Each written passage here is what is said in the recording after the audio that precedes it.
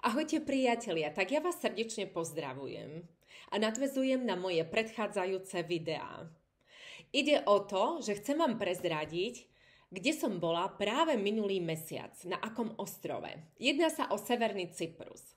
Ale okrajovo chcem vám aj povedať, že sa mi tam splnil jeden z mojich snov. Asi v roku 2020 som si dala na moju nástenku vízii vlastniť apartmán pri mori.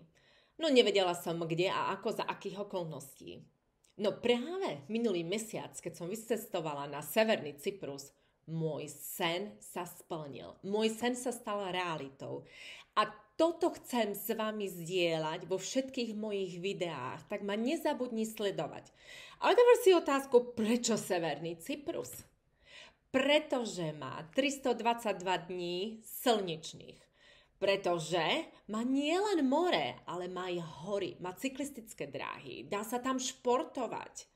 Pretože má úžasnú klímu, geografické položenie.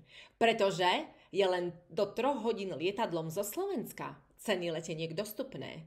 Pretože je mimo Európskej únie. A pretože má chutné jedlo a veľa ďalších iných výhod. Nezabudni ma sledovať a dozvieš sa všetko z mojich videí. Ak chceš vedieť viac teraz hneď, tak dole pod video napíš info.